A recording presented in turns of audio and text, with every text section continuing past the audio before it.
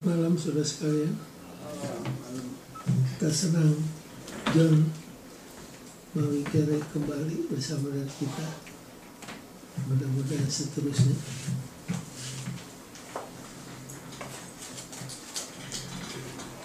Di bahasa Indonesia, apa judul pelajaran hari ini? Krisis di dalam dan di luar. Kalau mendengar kata krisis, apa yang terbetik di ingatan saudara?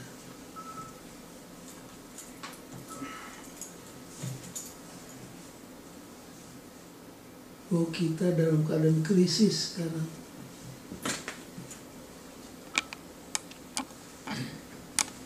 Apa maksudnya? Banyak tantangan. Banyak persoalan. Di Indonesia berapa tahun yang lalu ada istilah krismon. Krisis moneter. Pada waktu itu kurs dolar berapa? 17.000. Sehingga anak-anak Indonesia yang belajar di Filipina terpaksa dicabut karena krismon. Kalau yang kita pelajari sekarang ini krisis di mana? Di Yehuda. Krisis di dalam dan krisis di luar. Dari mana? Krisis di dalam tuh yang bagaimana? Yang terjadi di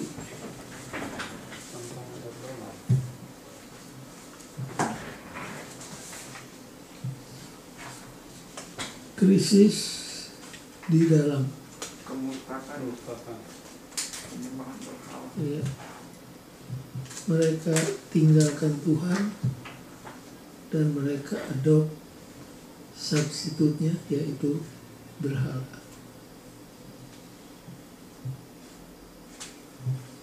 Bahkan krisis di dalam inilah yang men-trigger krisis yang di mana? Di luar. Krisis di luar apa?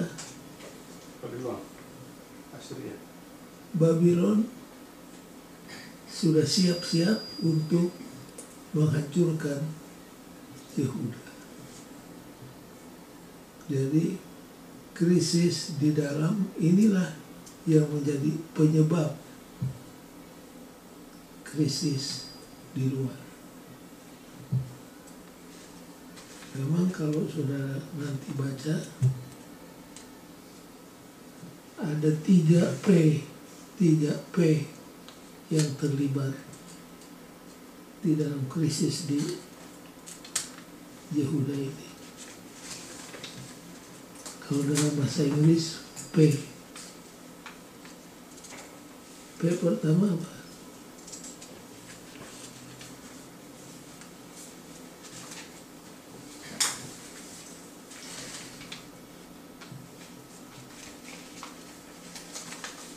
Priest. Siapa lagi?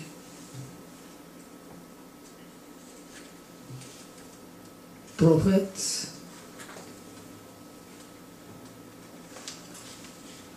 Satu lagi. Itu nanti dalam pelajaran bagian akhir. Jadi kalau priest, pastors, and prophets melakukan apa yang jahat, bagaimana dengan umat? Ikut semua.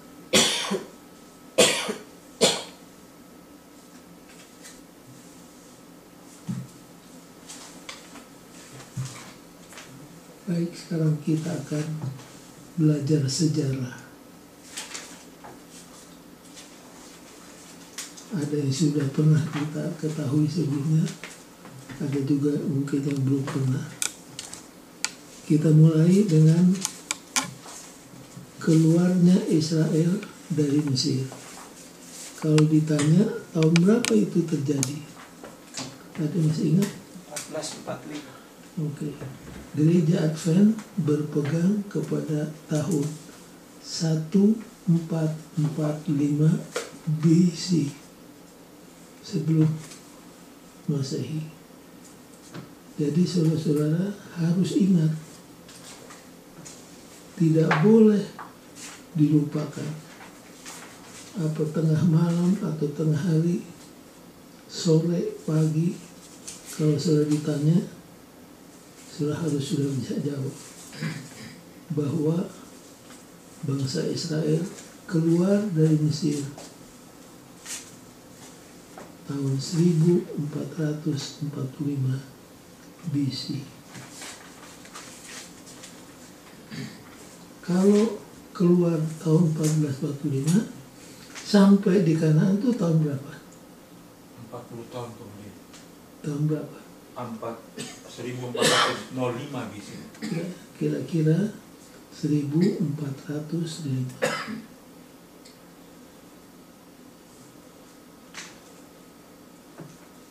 Ada sebutan mengatakan diperlukan 1 malam untuk mengeluarkan Israel dari Mesir. Tapi butuh 40 tahun. Tapi diperlukan 40 tahun untuk mengeluarkan Mesir dari Israel.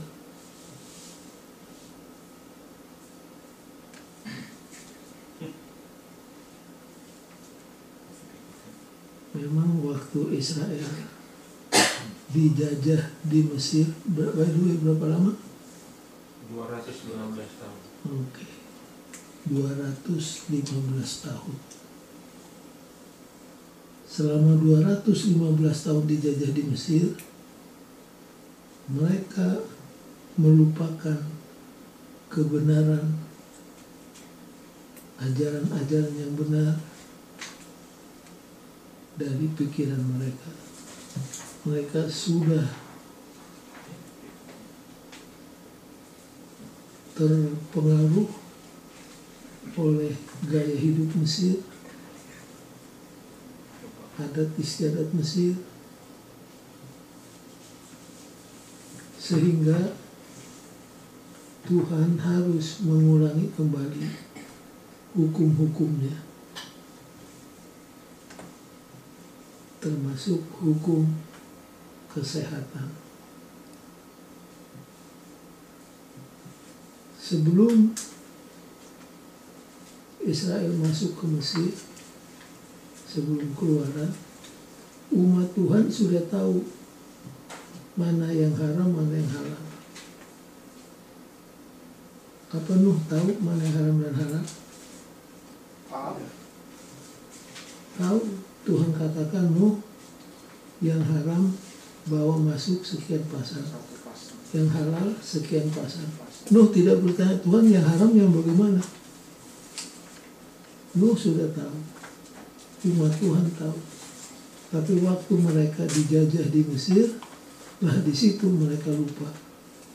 Sehingga dalam buku Imamat harus diulangi kembali. Hukum 10 diulangi kembali.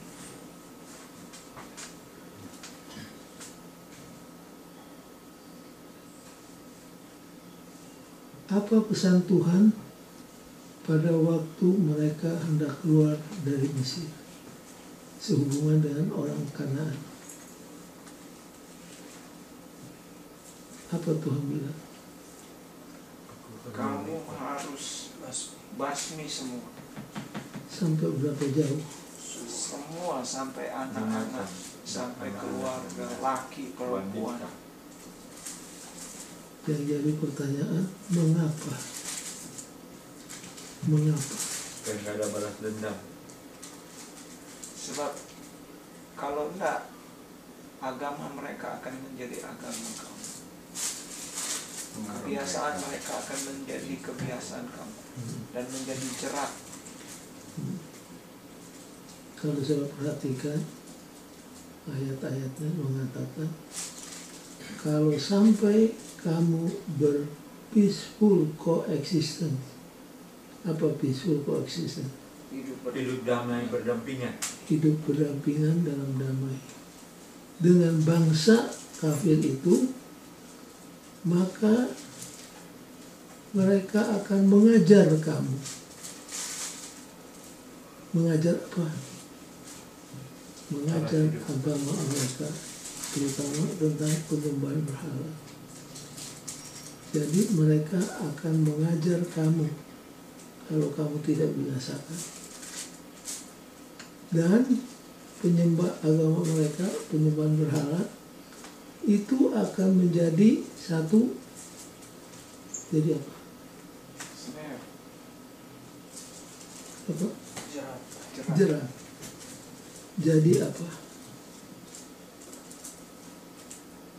Duri. Duri. Menjadi jerat, Sandungan. menjadi duri bagi kamu. Tibalah mereka di Kanaan. Sekarang kita masuk di buku Hakim-Hakim. Apa yang buku Hakim-Hakim catat tentang masuknya suku-suku Israel ke tanah Kanaan ini? Ada kalimat yang terus-menerus diulang-ulang di buku Hakim-Hakim. Coba buka Hakim-Hakim pasal yang pertama.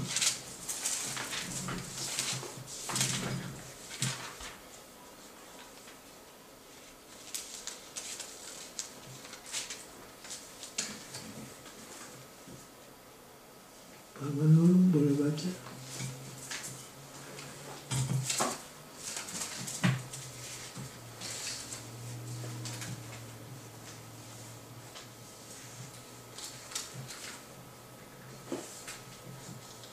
Hakim-Hakim pasal yang pertama mulai ayat yang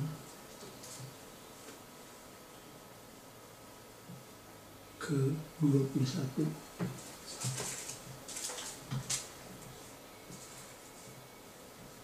Tetapi orang Yebus, penduduk kota Yerusalem, tidak dihalau oleh Bani Benyamin. Jadi orang Yebus itu masih diam bersama-sama dengan Bani Benyamin di Yerusalem sampai sekarang. Jadi diam bersama-sama, itu yang disebut apa? Peaceful coexistence. Ayat 27, Pak. Ayat 27. Suku Manasye tidak menghalau penduduk Bet-Shean dan penduduk segala anak kotanya. Penduduk Ta'anak dengan segala anak kotanya. Penduduk Dor dengan segala anak kotanya. Ayat 29. 29. Suku Efraim pun tidak menghalau orang Kanaan yang diam di Geser, sehingga orang Kanaan yang diam di Geser, sehingga orang Kanaan itu tetap diam di tengah-tengah mereka di Geser. Ayat 30. Suku Zebulon tidak menghalau penduduk Kitron dan penduduk. Ayat 31. Suku Asher tidak menghalau penduduk Ako, penduduk Sidon, serta Ahlab, Akzib, Helba, Ayat Apek. 33. Suku Naftali tidak menghalau penduduk Bet Semes dan penduduk Bet Anat, sehingga mereka diam di tengah-tengah orang Kanaan. Dalam bahasa Inggris ada idiomatic expression broken record. Kalau bilang it is my broken record, itu dulu kalau orang mendengar musik pakai apa?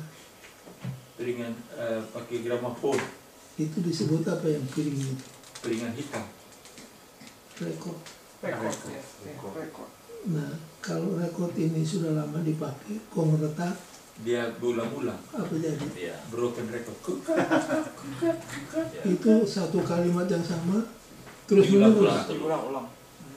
Itu broken record. Jadi kalau bilang broken record di Hakim-Hakim pasal pertama adalah maka si Anu tidak mengusir bangsa ini. Maka si Anu tidak mengusir bangsa ini. Ini penulis sengaja nulis untuk memberitahukan bahwa perintahnya begitu jelas. Binasakan, hancurkan. Tapi mereka tidak mengusirnya.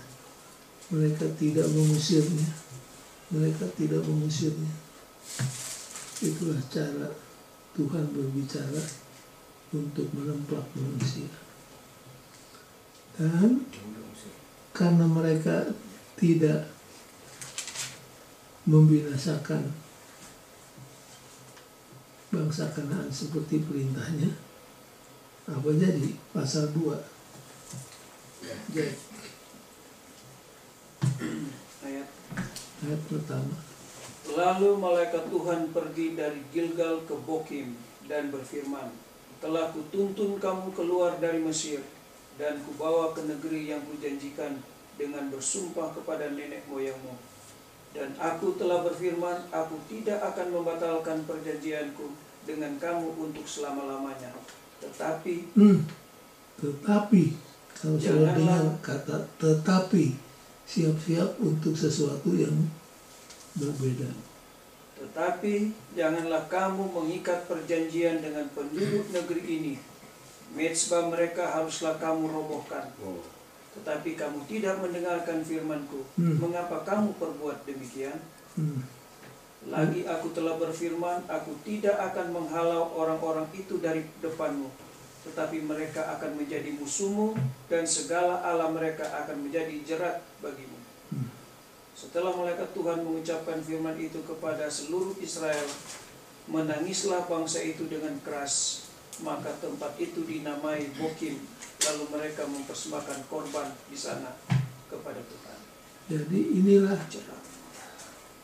sekeluarnya mereka dari Mesir, setibanya mereka di Kanaan, mereka bikin sesuatu yang fatal.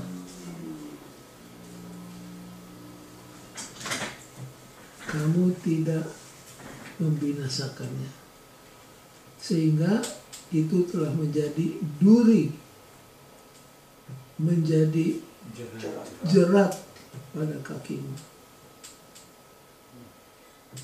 Dan akhirnya kalau saudara nanti baca buku para nabi, Perjanjian Lama, Israel belajar menyembah berhala. Sampai akhirnya Israel mahir jadi mengajar.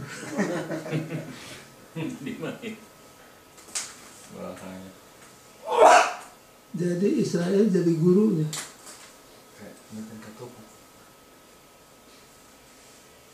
Dan Tuhan berbicara dalam bahasa yang kalau bahasa Inggris itu strong language.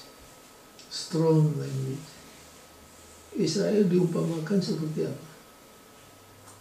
unta. Seperti onta yang hari-hari kerjanya hanya mengendus-endus udara. Dia lagi cari apa? Wanita lain, Ya, suami lain. cari suami lain. Diumpamakan seperti onta. Inilah penyebab krisis tadi. Yang pertama, mereka berpeaceful coexistence dengan bangsa Kanaan, tidak membinasakannya seperti yang diperintahkan Tuhan. Itu ingat saudara-saudara. Inilah penyebab krisis di dalam. Yang kedua, saya punya bagian next. Pasal yang kedua, ayat yang ke-8.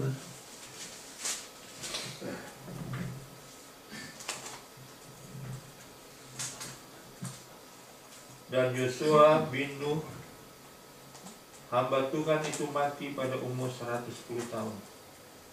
Dia dikuburkan di daerah milik pusakanya di Timnat Heres, di pegunungan Efraim, di sebelah utara Gunung Gaas. Setelah seluruh angkatan itu dikumpulkan kepada nenek moyangnya, bangkitlah sesudah mereka itu angkatan yang lain yang tidak mengenal Tuhan ataupun perbuatan yang dilakukannya bagi orang Israel.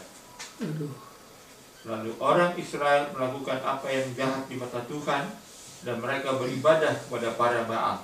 Baik, sampai di situ dulu. Jadi faktor yang kedua yang menyebabkan krisis di dalam yang tidak binasakan seperti yang diperintahkan. Yang kedua muncul satu apa? Generasi baru. Tidak mengenal Tuhan. Yang tidak kenal Tuhan. Itu statement sangat keras. Muncullah satu generasi yang baru yang tidak kenal Tuhan. Nah, memang saudara-saudara kalau diperhatikan di gereja Advent, kalau generasi yang pertama kita punya opa-opa, penunggu paginya berapa lama? 1 jam. 1 jam. Itu kalau pendeta-pendeta tua, penunggu pagi, anak-anak ada yang disiram air kalau nggak bangun.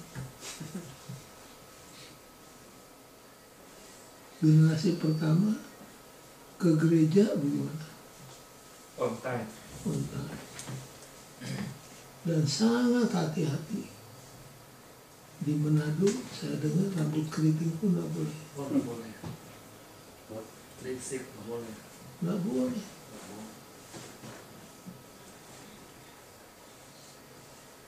Tapi muncul generasi yang kedua. Sudah mulai apa? Boleh. Boleh. Penunggu paginya 5 menit. Semua serba terburu-buru. Datang generasi ketiga, penunggu paginya di mana? Jalan. Di mobil. Supaya jangan angan-angan hati itu tersinggung. Ya, dibikinlah kaset dan lain sebagainya.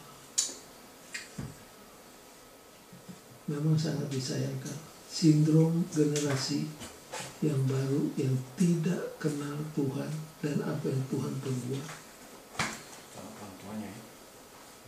Tidak heran kalau Israel masuk ke dalam krisis di dalam, dan krisis di dalam inilah yang men-trigger krisis di luar.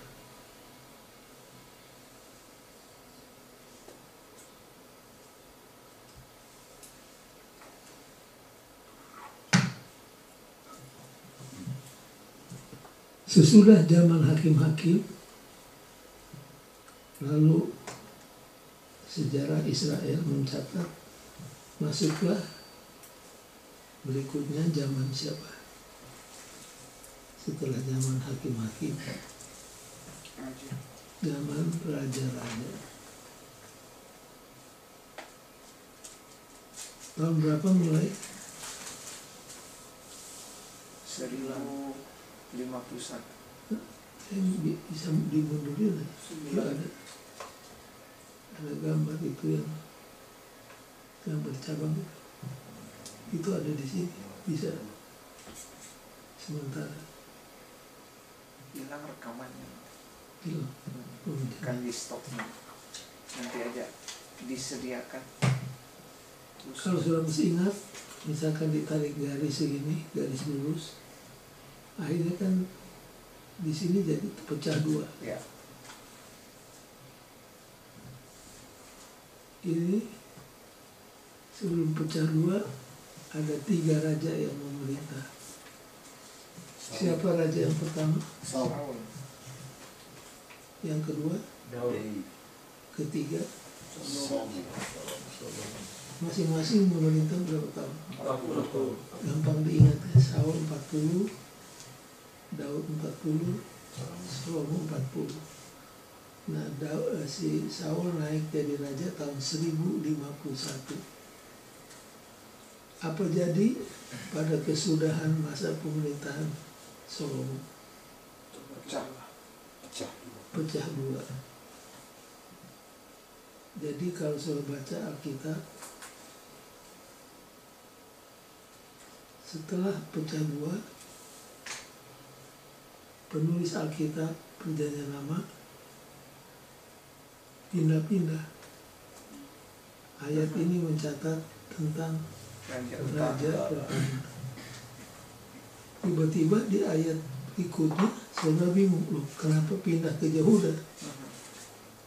Tapi kalau sudah mengerti apa yang kita pelajari ini malam, saudara tidak perlu lagi jadi bingung. Jadi ada dua deretan raja-raja. Di sebelah utara raja kerajaan Israel. Ibu kotanya Samaria. Samaria. Berapa sukunya? 10. 10. Nggak usah dihafal yang 10. Yang dihafal yang di bawah. Berapa suku? 2. Siapa? Yehuda dan Benyamin. Oke, yang lain belongs to the northern kingdom. Raja yang pertama di Israel di utara siapa? Jeroboam. Jeroboam. Apa keistimewaan dia? Istimewa dalam kejahatan. Kalau ada dia selalu kacau. Dia yang mengintroduce Penyembahan berhala. Ada listrik.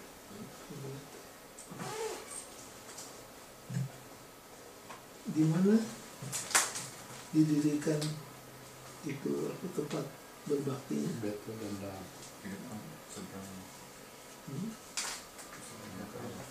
Jadi si Jeroboam ini berpikir, dia perhatikan tempat perbaktian itu ada di Yerusalem.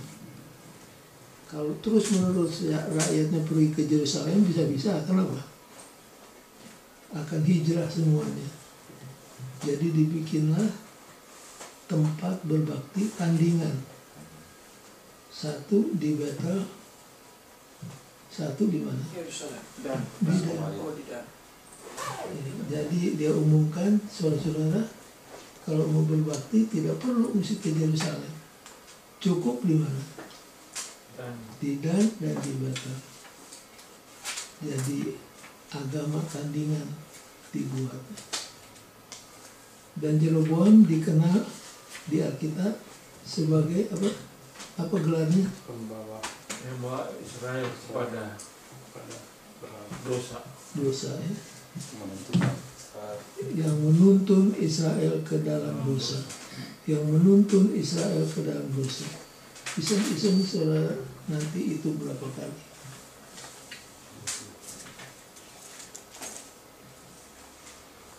Di utara berapa raja? 20. 20. Berapa yang baik? Jahat semua. 0. Raja terakhir, Sekian. Hosea. nabi terakhir, Hosea. tahun berakhirnya 722. 722. Inilah yang disebut the Assyrian Captivity, tawanan oleh bangsa Assyria. Jadi penduduk Samaria diangkut dan di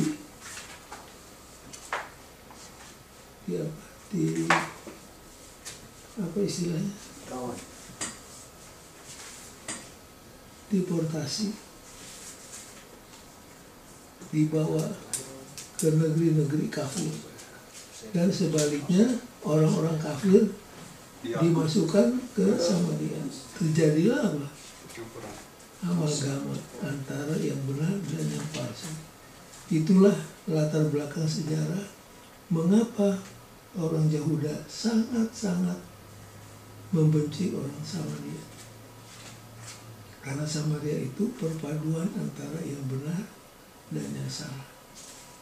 Waktu Yehuda mau membangun Ka'bah, Samaria kan datang. Bagaimana kalau kami tolong? Kami ada fund, ada forces, Langsung mereka katakan apa? Tidak tahu. No. Kenapa? Karena takut terbabit kepada berhala seperti sebelumnya. Jadi bangsa Israel yang 10 suku habis tahun 722. Yang di selatan bagaimana? Masih hidup, disebut the surviving kingdom. Siapa raja di bawah di Yehuda waktu Israel ditawan oleh bangsa Assyria? Hesekia. Dalam masa pemerintahan Hesekia itulah terjadi di Assyrian captivity. Berapa raja di selatan? 20. Kurang lebih 20. Raja pertama Rehoboam. Rehoboam. Ya. Lagi Bible study. Terus sampai yang terakhir siapa? Nanti saya call ulang ya. Sedekia. Ya. Sedekia. Sedekia raja terakhir di Yehuda. Nah, yang harus sudah ingat, Yeremia ini bekerja di berapa 5 raja. raja? 5 raja.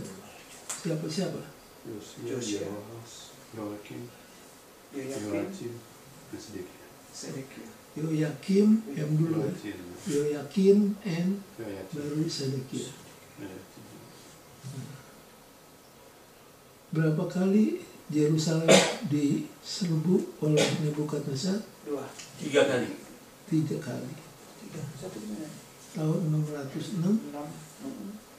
tahun 597, tahun 586. Jadi habisnya tahun 586. Nah, sekarang kalau nanti orang bertanya dari tahun berapa sampai tahun berapa Yehuda ditawan di Babylon? Berapa tahun? 70. 70. Nah, yang 70 tahun itu ngitungnya dari mana sampai ke mana? 586. sampai 586. 586 dikurangi 70.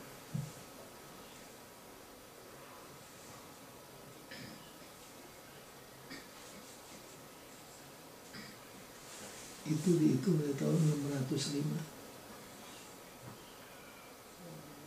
Jangan lupa. Jadi tahun berapa berakhir?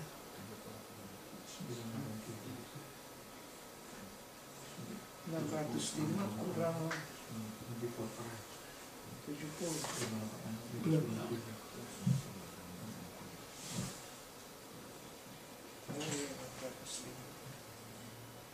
Tahun berapa Babylon dihancurkan oleh 539. Babylon hancur tahun 539. 50. Tahun berapa Kores memberikan deklarasi semua orang Yehuda boleh pulang untuk bangun kembali Ka'bah?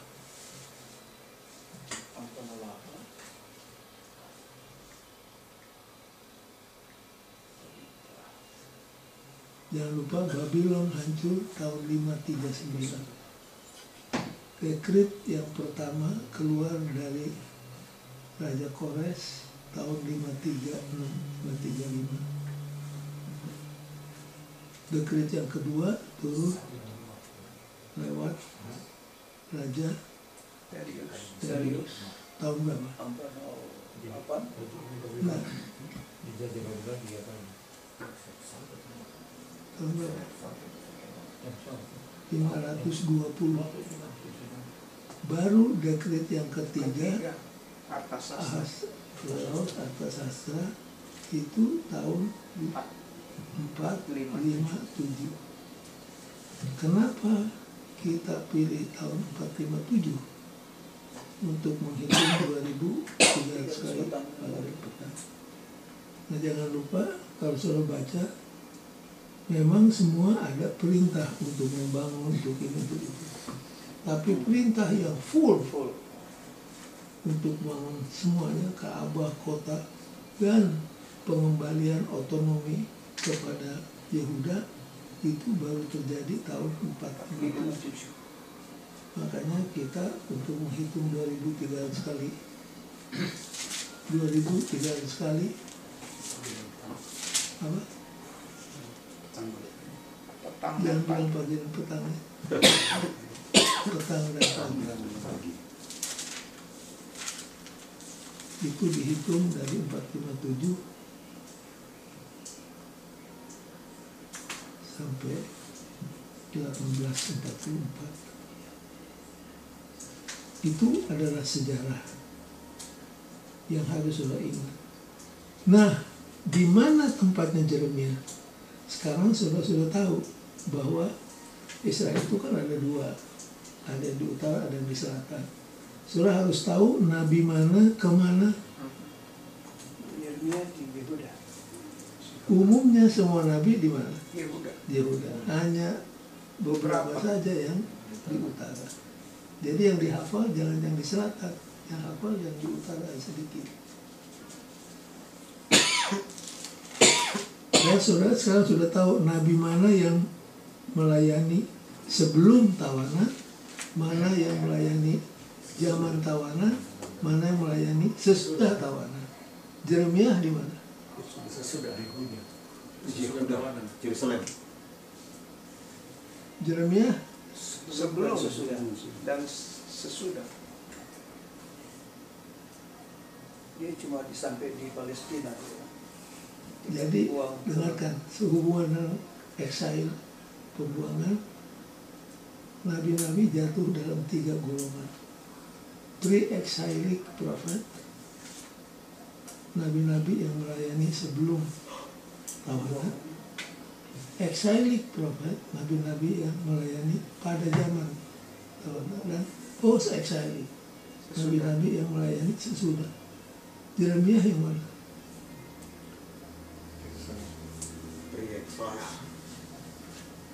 Juri. Iya, Juri. exilic. Exile Yeremia sama-sama siapa? Daniel, Dan Yeskiel. Yesaya. Itu kontemporer, itu 3 nabi, 3 kontemporer. Jadi waktunya bersamaan, cuma teritori berbeda. Daniel di mana? Istana Babylon. Istana. Daniel itu nabi istana. Yeskiel di Babylon pada umumnya. Yeremia ketinggal di mana? Yerusalem. Di Yerusalem. Untuk menguatkan, menghiburkan orang-orang Yehuda yang tidak dibawa ke Ke Babylon. Dan supaya dia juga punya waktu pergi lihat dia punya tanah yang dia beli. ya.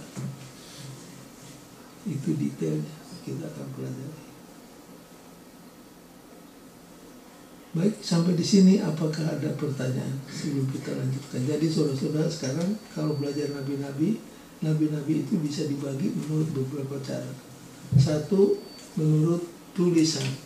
Ada nabi yang menulis, ada yang nabi tidak menulis. Siapa-siapa yang tidak menulis?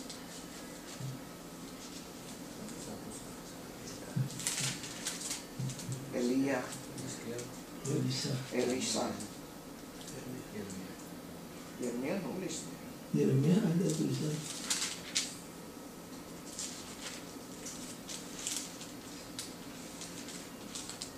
Jadi bisa dibagi menurut tulisan.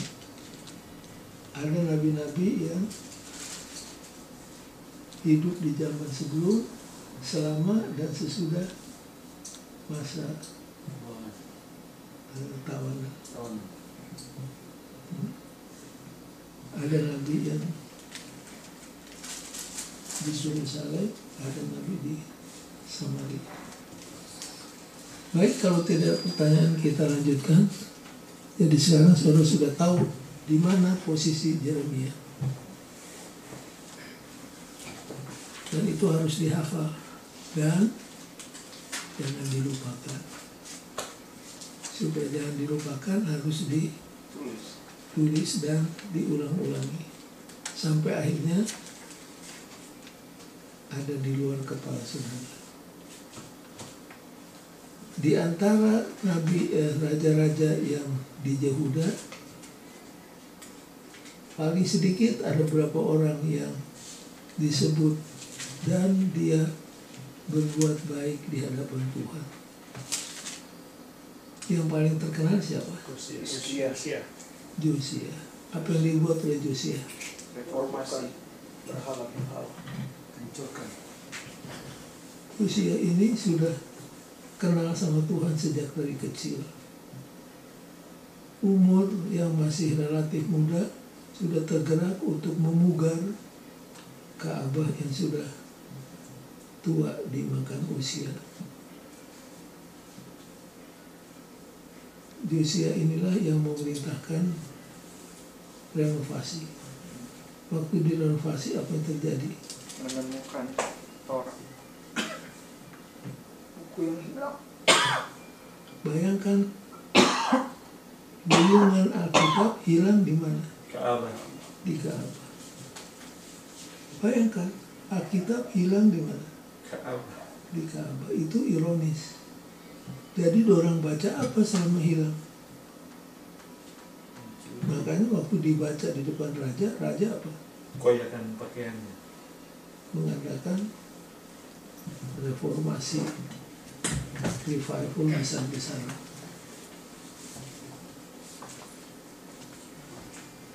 Apakah Alkitab bisa hilang dari gereja sekarang? Bisa. Bagaimana caranya? Nggak dibaca Tidak lagi. dibaca. Kalau pendeta baca atau berkhotbah tidak baca Alkitab, dia mulai pakai istilah psikologi, fisiologi, istilah ekonomi, sudah keren hebat, itu Alkitab bisa hilang dari gereja, bisa hilang dari rumah tangga, bisa hilang dari diri pribadi kita. Kalau kita tidak baca Alkitab, artinya Alkitab itu buku yang hilang. Lalu diadakan reformasi.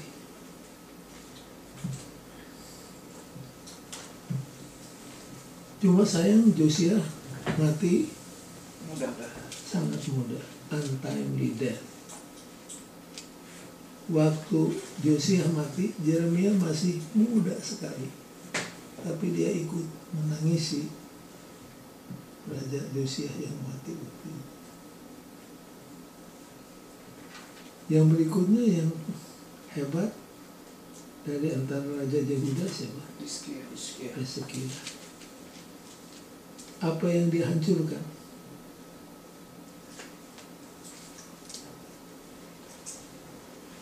Yang sangat menarik, Kuil-kuil. Hizkia menghancurkan ular tembaga yang dibuat Musa di padang pelantaran. Kenapa? Itu orang sembah. Itu barang. Ini setan memang pintar. Siapa yang suruh bikin tuh ular tembaga? Tuhan. Tapi akhirnya bangsa Yehuda menjadikan ular tembaga itu seperti apa? Dewa yang orang sembah. Hizkia inilah yang memerintahkan untuk hancurkan itu. Nah, dari zaman Musa ke Hizkia hitung berapa abad?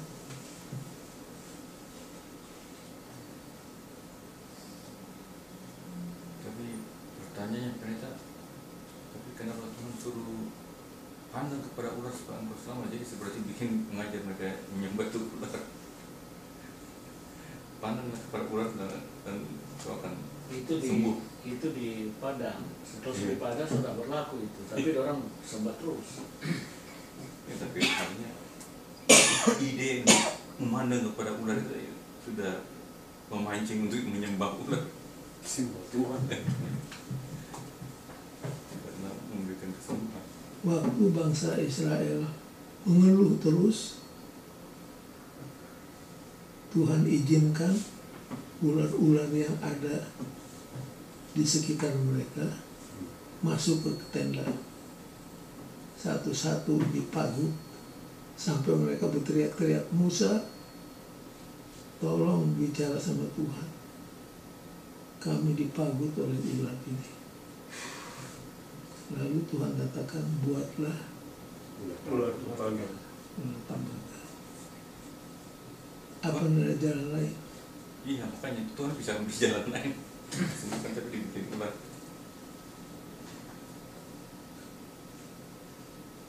Itu lambang menggambarkan Yesus. Ya, Pandang kepada Yesus selamat. Jadi ular setan juga ular. Nah, waktu itu di Padang. siapa yang terangkan itu? Penyakitkan setan. Yang terangkan itu siapa? Yesus, Waktu Yesus berdialog dengan Nikodemus. Nikodemus kan tanya, bagaimana ini bisa jadi? Semuanya bagaimana, dengan cara apa bisa jadi? Yesus bilang, sebagaimana Musa meninggikan ular tembaga Di Padang. di padang belantara, supaya barang siapa yang melihat kepadanya jangan binasa. Mesti ya? Itu pula ya. Itu pula. Ya. Yang sering ditanyakan adalah, kan ular itu lambang siapa? Setan.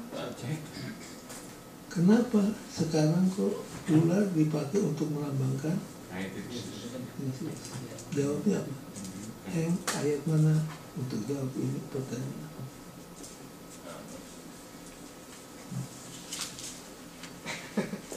Lupa. 2 Korintus 5 ayat 21.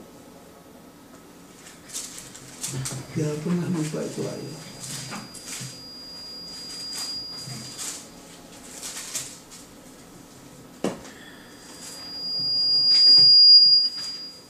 Dia yang tidak mengenal dosa telah dibuatnya menjadi dosa karena kita, supaya dalam Dia kita dibenarkan oleh Allah.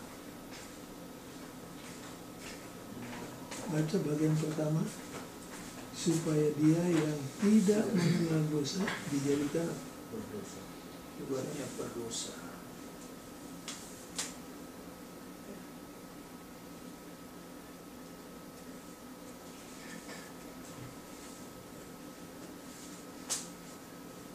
Kadang-kadang kita nggak mengerti Iya. kenapa Tuhan memerintahkan demikian. Tapi kalau Tuhan perintahkan, kita harus apa? Harus ikut.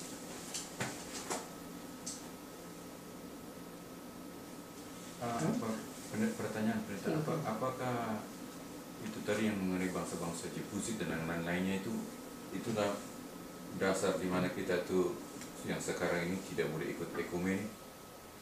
Ya, apa? Yang mana? Yang tadi kita orang Islam nggak boleh bercampur hidup koeksis dengan bangsa-bangsa lain, apakah itu juga merupakan satu dasar yang sekarang kita ambil supaya kita jangan ikut ekumene? Oke. Kalau kita mengambil keputusan tidak masuk ekumene, seperti kami dulu di waktu saya masih ketua Uni, seringkali diundang untuk hadir di acara pertemuan Kristen dan orang hadir, supaya orang jangan pikir Advent ini mengasingkan diri, memencilkan diri. Orang hadir dan berulang kali mereka kadang-kadang guyon, kadang-kadang serius. Ayolah Pak, Advent bersatu saja, masuk di dalam gereja. Nah, kita punya beberapa alasan kuat. Satu, theologicalism. Ini yang paling berat.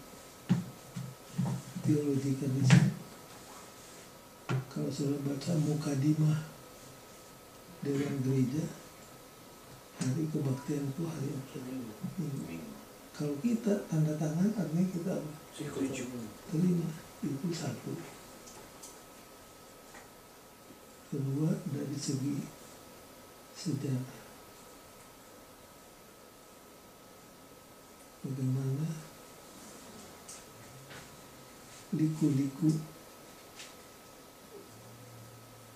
bangkitnya gereja-gereja yang beraneka ragam.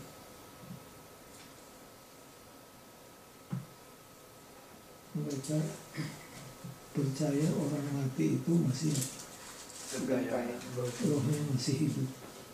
Kita tidak percaya.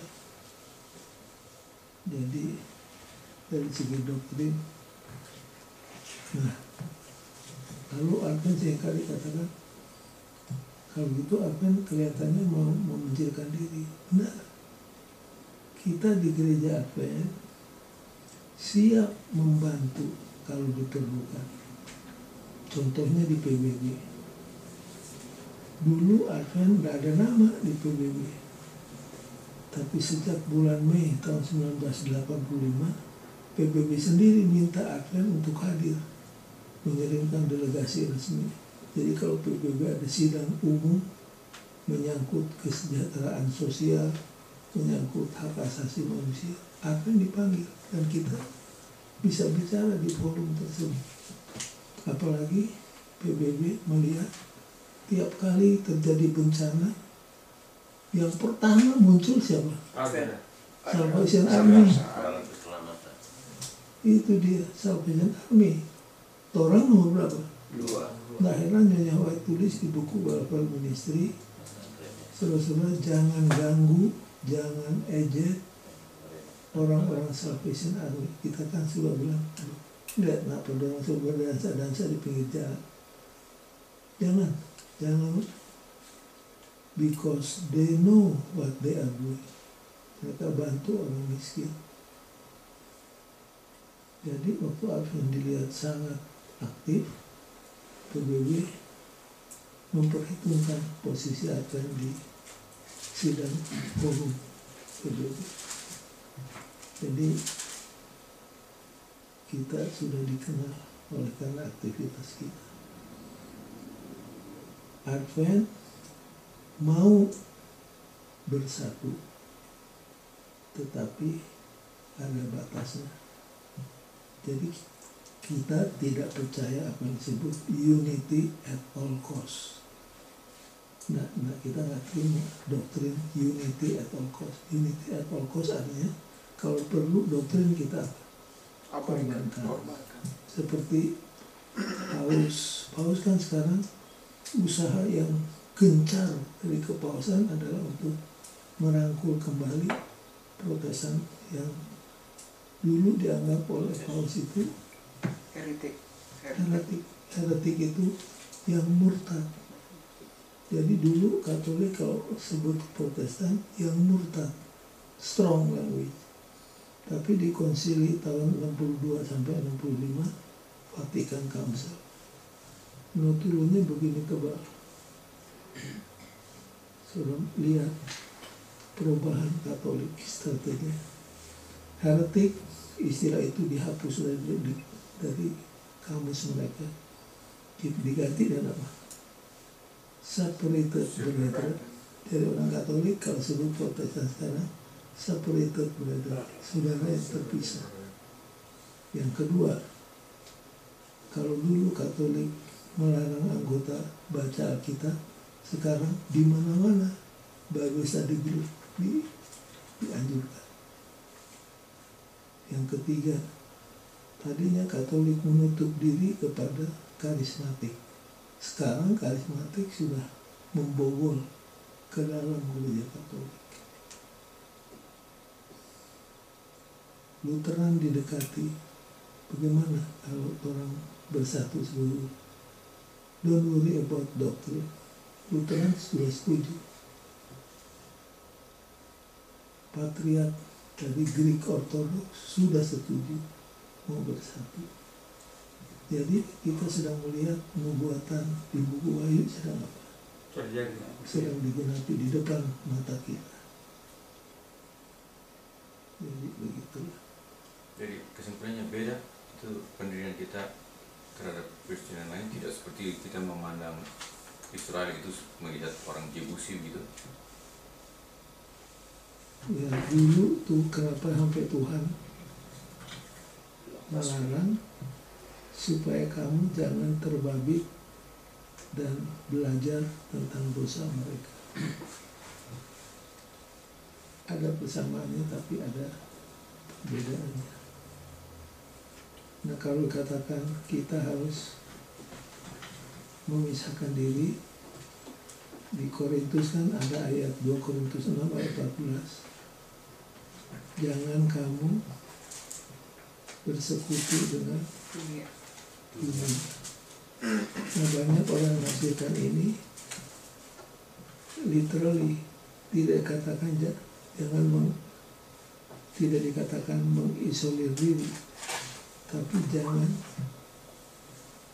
kita harus be separate, bukan be isolated tapi be separate.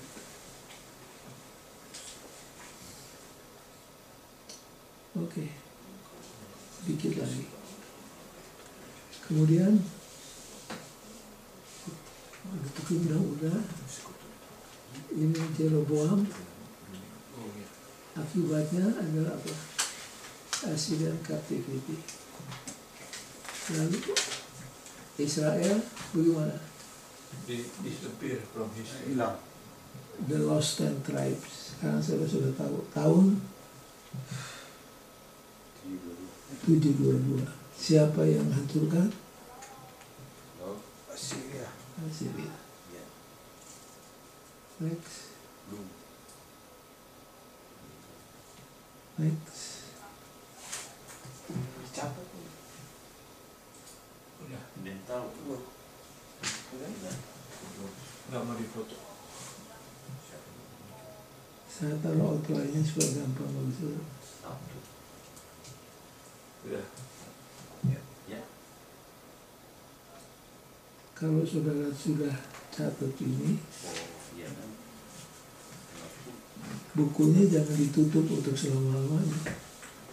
Mesti dibaca-baca juga dan di-share sama orang lain.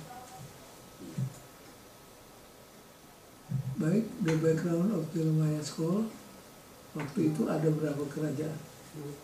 2 kerajaan. Lalu beberapa dari Raja Yehuda memerintah sesuai dengan perintah Tuhan. Apa saudara tak pernah perhatikan tiap kali nama raja disebut, nama siapa yang disebut?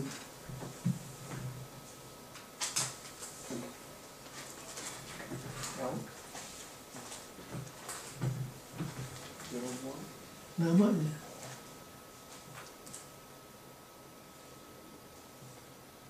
Maka memerintahkanlah raja ini dan disebut siapa?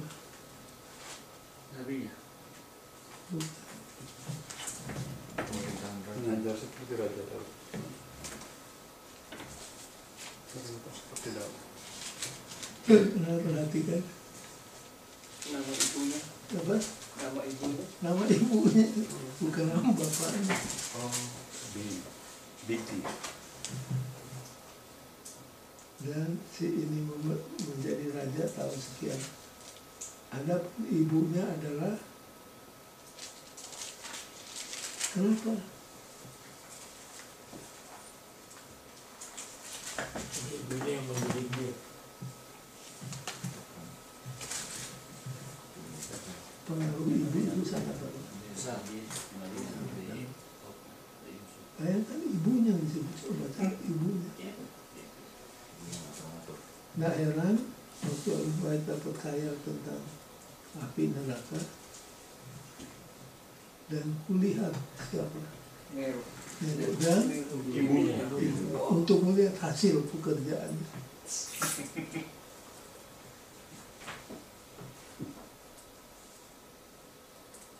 Baik, ini sudah, semua ini sudah. Next. 2 evils, ada 2 kejahatan yang dibuat oleh Yehuda. 1, Meninggalkan Tuhan. kedua, Menggali kolam bagi mereka sendiri. kolam yang digali oleh manusia, kolam bocor. Jadi mata air yang mengalir terus mencukupkan keperluan mereka ditolak. Lalu untuk substitut mereka apa? Gali sendiri. Gali kolam, tapi kolamnya Bocor. bocor. Saudara-saudara akan sangat menghargai the fountain of waters kalau sudah punya.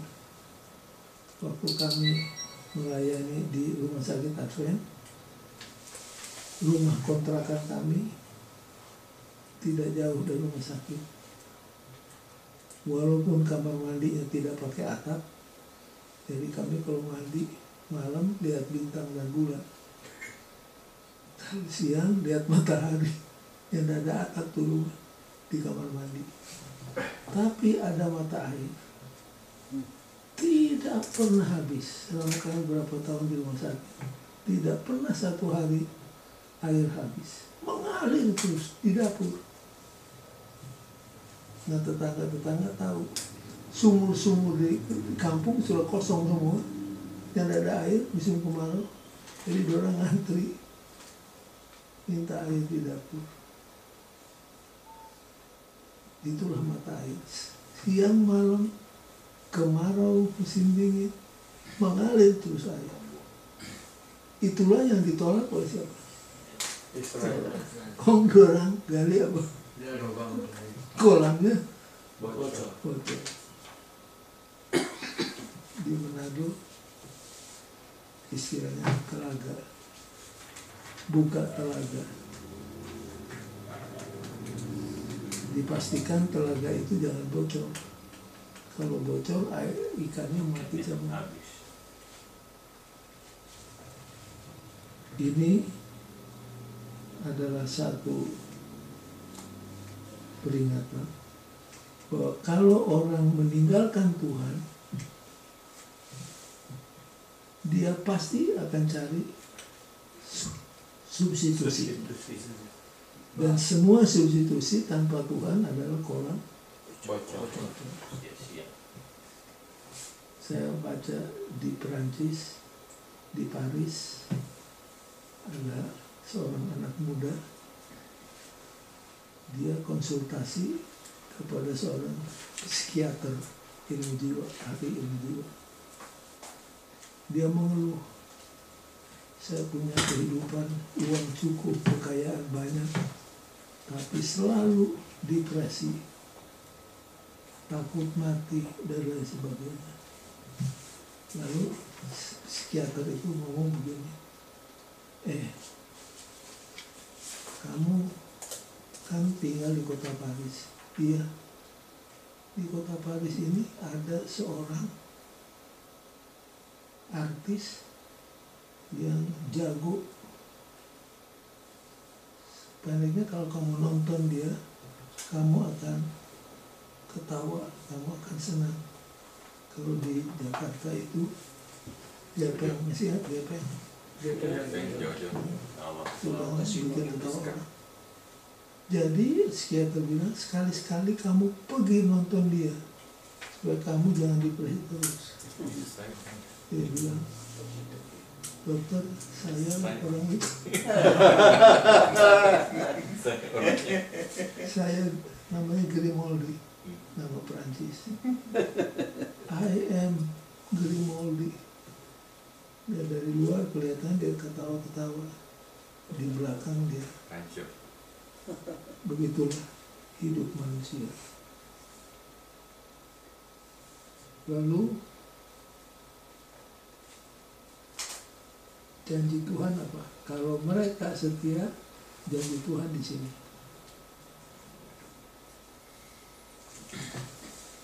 Siapa dapat?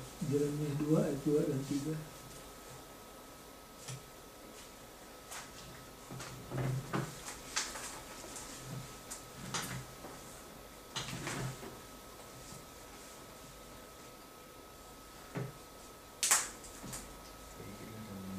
Silakan.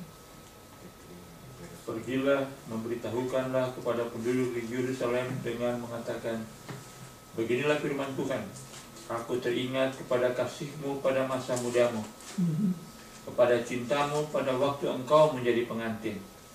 Bagaimana engkau mengikuti aku di padang gurun, di negeri yang tiada tetaburannya. Ketika itu Israel kudus bagi Tuhan, sebagai buah bungaran dari hasil tanahnya. Semua orang yang memakannya menjadi bersalah, malah petaka menimpa mereka. Demikianlah firman Tuhan.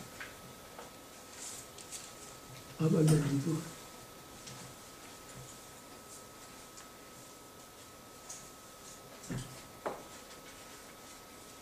Ini di hari Selasa.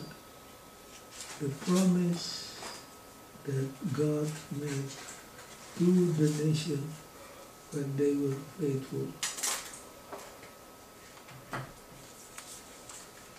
Kalau kamu setia, apa janji Tuhan?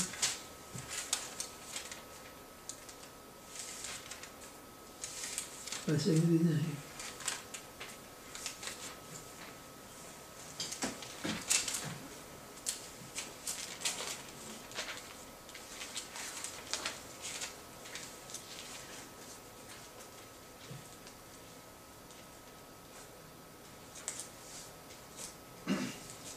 Go and proclaim in the hearing of Jerusalem. I remember the devotion of your youth, how as a bride you loved me, and follow me through the desert, through a land not shorn. Israel was holy to the Lord, the first fruit of his harvest.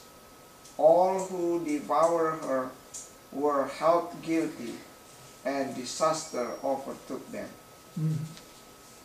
Barang siapa yang mengganggu kamu, mereka akan mengalami apa?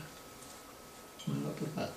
Itu hebatnya. Bayangkan kalau mereka bilang sama Pak Manulu, siapa saja yang hendak mengganggu kamu, dia akan kena apa? Malapetaka. Siapa yang tidak takut sama Pak Manulu? Inilah yang diketahui oleh siapa? Bilhaum.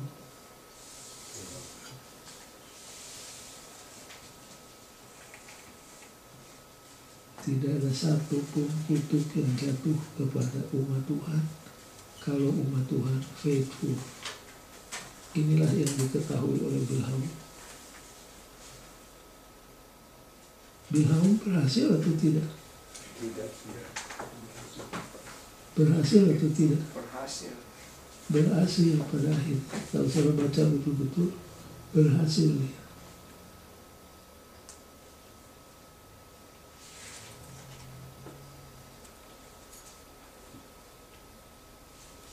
The message yang terakhir, the message of Jeremiah.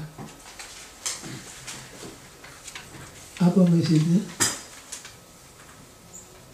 Tuhan akan mengirimkan Babylon menghukum, mendisiplin.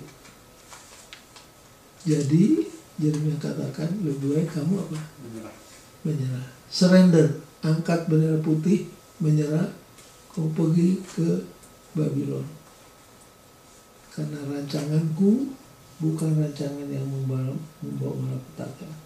Rancanganku membawa kemakmuran. Dan aku akan menyediakan kamu dengan masa depan yang penuh dengan harapan. Dari waktu Yerusalem diancam oleh Babylon, Jeremiah katakan menyerah. Dan Jeremiah disuruh pakai apa? Jalan di Yerusalem keliling-keliling. Pakai apa? Kuk. Lambang penjajahan. Jadi nabi palsu ambil itu kuk, diapain? Dipatahin. Tuhan bilang bikin kuk dari apa? Besi. Besi.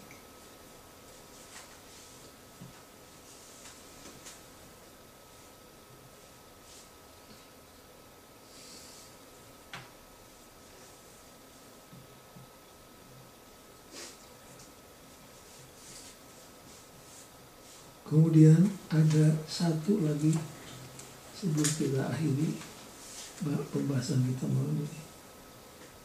ada sesuatu yang berbahaya yang dilakukan oleh orang Israel atau orang Yehuda pada saat itu. Mereka menganggap Ka'bah itu adalah seperti penangkal petir.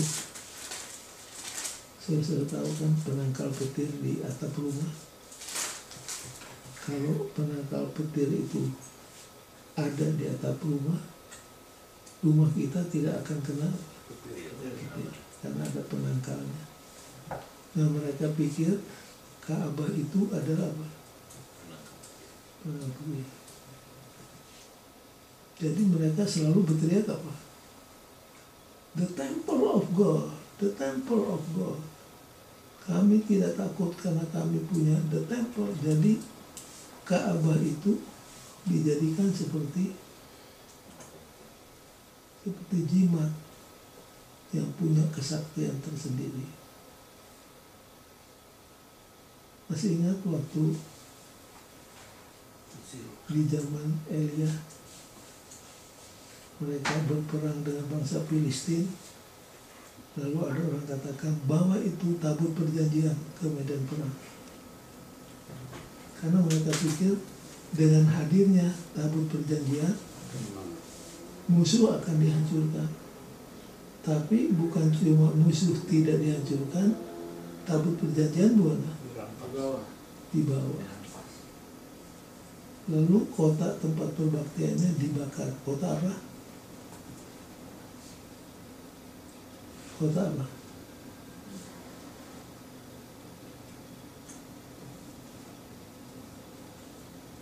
Ya. Silo. Kota apa? Silo. Kan? Silo. Jadi Yeremia katakan, ingat Silo. Kamu selalu katakan Silo, Silo, tabut perjanjian. Jadi pelajarannya adalah yang penting adalah hubungan kita dengan Tuhan. Bukan karena cap kita Advent lalu kita akan menang. Biar gereja kita semegah apapun, kalau hubungan kita dengan Tuhan tidak beres, tidak ada artinya. Jadi hati-hati terhadap apa yang disebut false sense of security. Rasa aman yang semu yang seringkali memenuhi hati kita karena kita pikir karena kita punya nama Advent jaminan mutu. Tidak demikian. Yang menentukan adalah hubungan pribadi kita dengan Tuhan. Itu yang foremost, yang paling penting dalam hidup kita. In conclusion, ada banyak poin yang bisa ditekankan. Saya hanya mengambil 3 seperti biasa. Beware of the second generation syndrome. Hati-hati dengan sindroma generasi kedua. Orang tua biasanya sungguh-sungguh beribadat, tapi generasi kedua orang tuanya masih mencintai lagu Sion, anak-anaknya sudah pindah perhatian, tidak interest lagi di nyanyian-nyanyian gereja, interestnya sudah di tempat yang lain.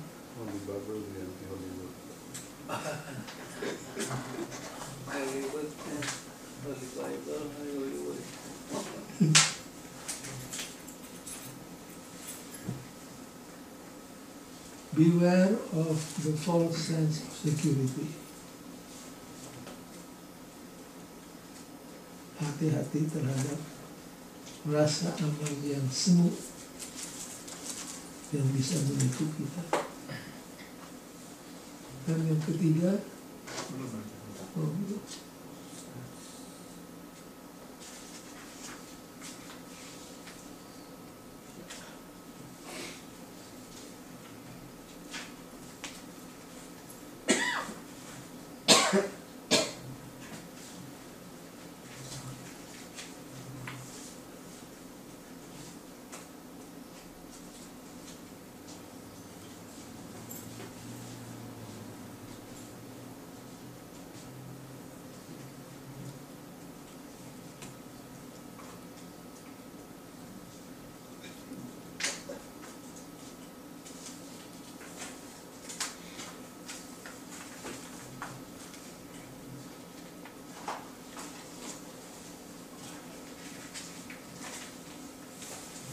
Ingat, kalau kita tinggalkan Tuhan, kita kehilangan semua.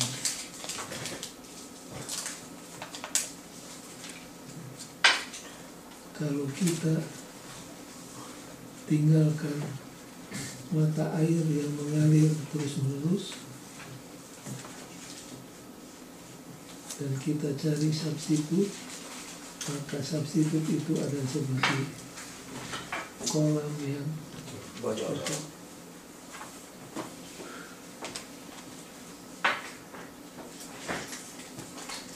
God bless all of you.